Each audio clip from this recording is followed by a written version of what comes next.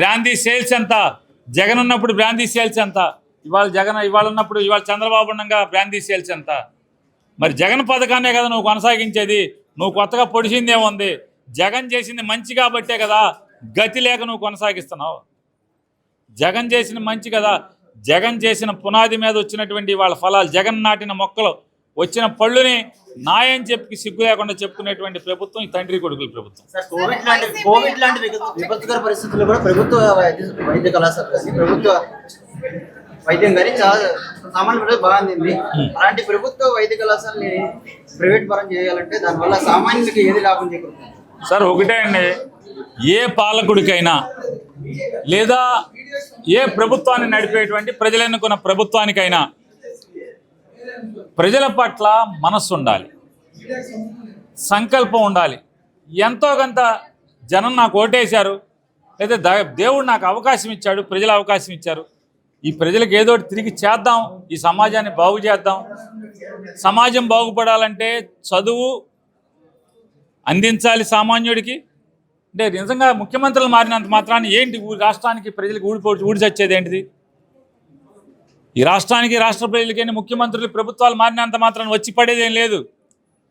వచ్చిన ప్రభుత్వం సామాన్యుల ఇళ్లలోనేటువంటి పిల్లల్ని బాగా చదివిస్తే, నాణ్యమైన ఉన్నత చదువును అందిస్తే, ఉచితంగా తల్లిదండ్రులకు భారం లేని చదువును అందిస్తే, తద్వారా పిల్లోడి ఉద్యోగం ద్వారా, చదువు ద్వారా వచ్చే ఉద్యోగం ద్వారా ఆ పేదరికం పోతుంది, తద్వారా సమాజంలో మార్పు వస్తుంది.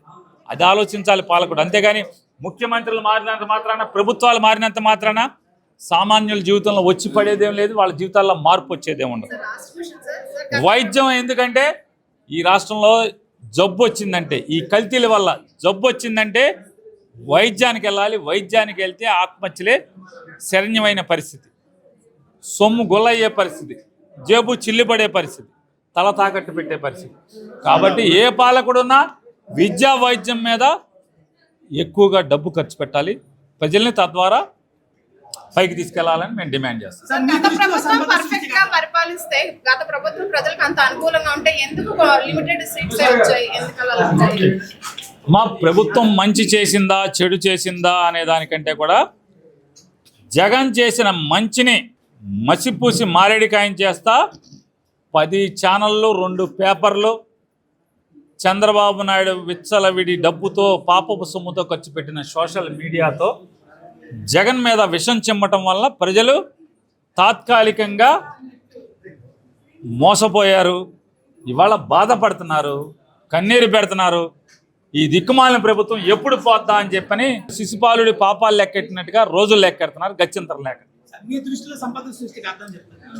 సంపద సృష్టి అంటే చంద్రబాబు నాయుడు, పవన్ కళ్యాణ్, లోకేష్ నాయుడు, వాళ్ళ మంత్రులు ఎంత బాగా వేసేశారు, ఎంత బాగా వెనకేశారు అనేది.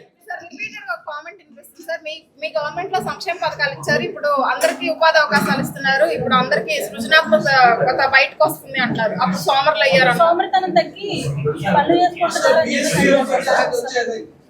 గత ప్రభుత్వం కూడా అసలు చేయలేదు, అసలు ఈ కూటమి ప్రభుత్వం అభివృద్ధి చేసింది. సార్ నేనేమంటున్నానంటే, వేరే అక్కర్లా, పాత్రికేయ మిత్రుడిగా ఈ సమాజాన్ని కాచి వడపోసేటువంటి మొదటి డాక్టర్గా మీ పక్క ఇంట్లో, మీ వెనక ఇంట్లో, మీ కళ్ళ ముందు ఏం జరుగుతుంది, ఈ కూటమి ప్రభుత్వంలో ఎంత దుర్మార్గంగా జరుగుతుంది, ఎక్కితే విమానం, దిగితే హెలికాప్టరు, ఇది తప్పితే ఏమన్నా ఉందా? ఇది తప్పితే ఏమన్నా ఉందా అని అడుగుతున్నాను. విమానం, హెలికాప్టర్ తప్పితే, జనం సొమ్ముతో సోకు చేయడం తప్పితే, అప్పు చేసి పప్పు కూడా తప్పితే ఈ రాష్ట్ర ప్రజలకి ఏం ఒరుగుతుంది? తప్పేదేముంది? అమ్మా బాబు వదిలేసేయలేరు అనుకోండి, బతకరా? అమ్మా బాబు వదిలేశారనుకోండి, పిల్లల్ని ఏం చేస్తారు? బతకరా? చచ్చిపోతారా? కూలి చేసుకున్నాం, నాలు చేసుకున్నాం, రెక్కలు మొక్కలు చేసుకున్నాం, అడుక్కున్నా బతుకుతారు. ఇవాళ అదే మీరు చెప్పేది కూడా, బతుకుతున్నారు కదంటే అట్టాగే బతుకుతున్నారు.